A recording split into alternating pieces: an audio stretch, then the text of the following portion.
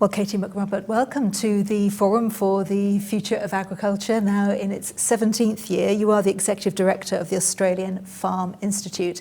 And we had an opening inspirational talk from a former NASA astronaut, Mike Massimino. And Katie, you asked him a question. You asked him about collaboration and overcoming the differences that divide us. He said, use good thoughts first, and that we are all in this together. And much as those are high-level, simplified messages, did they resonate with you? They resonated very much. We've spent a lot of time in Australia in the past few years talking about sustainability. It's been very difficult to get consensus around what sustainability even means within our industry, let alone when you start talking about different jurisdictions. And for Australian farmers, what people think in other jurisdictions is extremely important because we're very trade-focused in Australian agriculture. We export 73% of the value of what we grow and produce.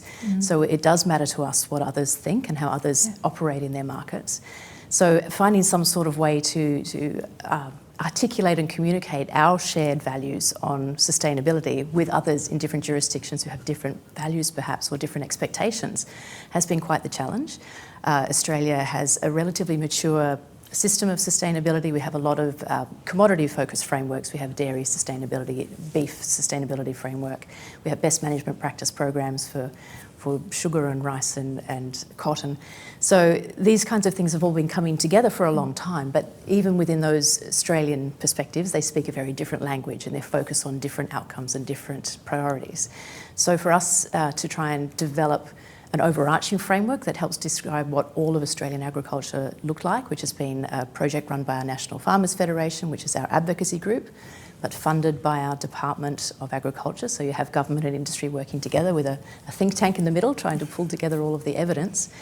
It's been quite the process, and as difficult as it was really good to know that we were coming to this space where we could articulate those shared values that would help us all move forward as an industry. And that's what I really heard from Mike's talk this morning, that he was talking about taking that holistic view, not looking at the little individual things that make us different, but looking at what does draw us together. And one of the phrases I think he used was, it's the mission that matters at the end. That's what resonated with me too. It's all about the mission, And when you look at the panel you were on today, implementing the transition, I mean, big mission, big issues, complexity of views. What was your message to the forum about the imperatives for green transition? Well, it really does come back from my perspective to that shared values and the articulation, because Australian farmers don't just farm in a very different geographic situation than they do for their colleagues in the UK or in Europe or in South America. They also farm in a very, very different policy environment. There is no public support for farming in Australia. It's purely market driven. So the idea that there would be a subsidy to help you get through a particular tough time or a particular transition is something that's really Australian farmers don't understand and don't know how to manage. So trying to look for those things that unite us rather than focusing on the differences that do sometimes divide us ideologically is extremely important. So that was my key message, was that we need to find a way to articulate those shared values so that we can then design implementation strategies that are suitable for different jurisdictions, but we're all working for the same goal. We all want sustainable agricultural systems. And how important is it, particularly when we look at agricultural trade, and you talked about the importance of Australian exports, but trade could potentially be an early casualty of Trump's protectionist doctrine. I mean, that's a concern, a worry, I know, but it probably is a very uniting sort of thought process for what to do. It is, and that's the flip side of all of this uncertainty and this fluidity we find ourselves in at the moment, is that there is uniting against, in some might say, a common enemy in some ways. More to the point, though, trade can be a really good enabler. Good trade policy can be an enabler of sustainable activity in agricultural systems. It can also be a barrier. So sometimes things like carbon border adjustment mechanisms, which are in play in the EU but don't apply to Australian agricultural products, thankfully, they can be non-tariff barriers to trade, and they can actually set up people to fail if they're not designed well, because the problem can be that an Australian farmer can't meet an expectation of a European lawmaker if they don't understand what the different contexts mean. So looking at how good trade policy can be designed to enable sustainable agricultural outcomes is very important. And looking for the opportunities when things are disrupted, that means things change. It doesn't mean things necessarily change for the worse, it means change. So finding opportunities in change is important too. Absolutely, and disruption can promote that. You know, the idea that you can move maybe towards renewables faster, because that is a way to make sure that you protect energy security, for example. Yeah. And you've talked about unique environments and cultures, and it's such an important point, but of course it probably also adds a layer of complexity to this debate.